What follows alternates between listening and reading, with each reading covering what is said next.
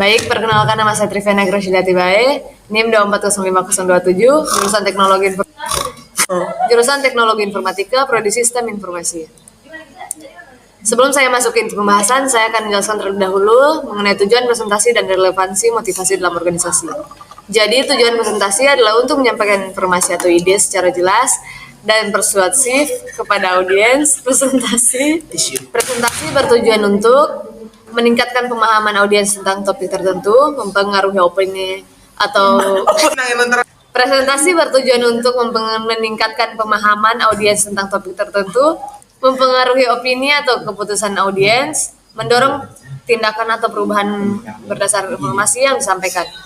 Kemudian ada relevansi motivasi dalam organisasi, yaitu motivasi sangat penting dalam organisasi karena dapat meningkatkan kinerja, produktivitas, dan kepuasan kerja karyawan.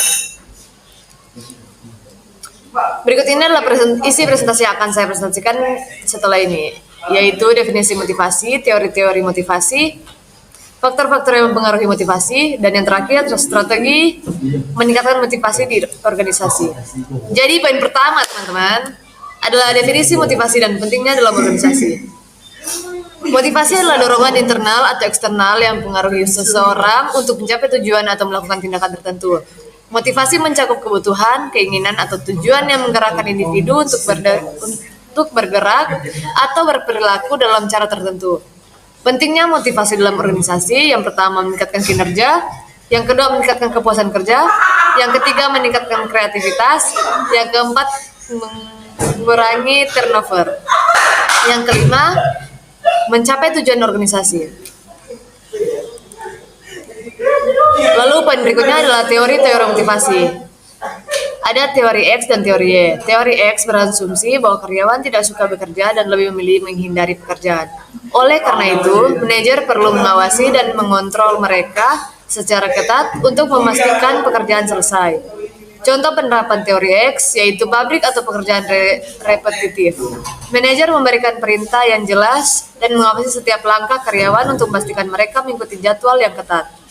Kemudian yang kedua adalah teori Y, yaitu berasumsi bahwa karyawan pada dasarnya suka bekerja, bertanggung jawab, dan dapat merasa puas dengan pekerjaan mereka. Manajer yang menggunakan pendekatan ini memberi kebebasan kepada karyawan untuk mengambil inisiatif dan berkembang.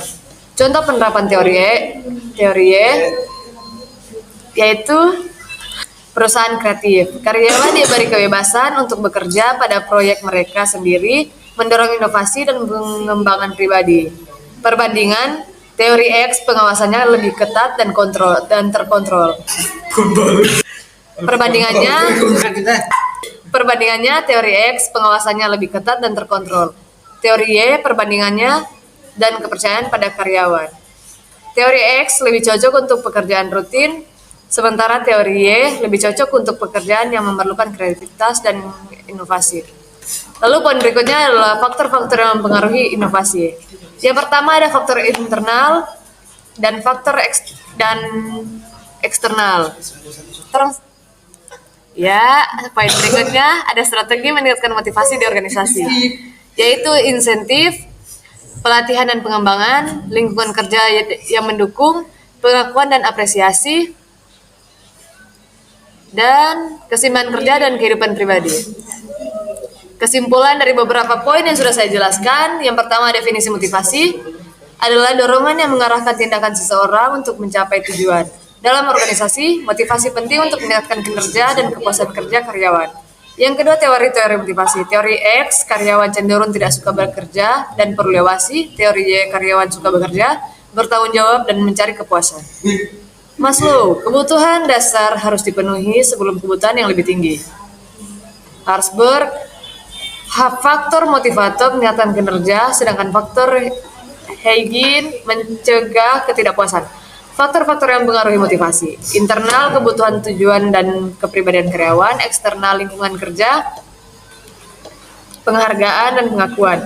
Yang keempat, strategi meningkatkan motivasi, yaitu memberikan insentif, pelatihan, penghargaan, dan menciptakan lingkungan kerja yang mendukung.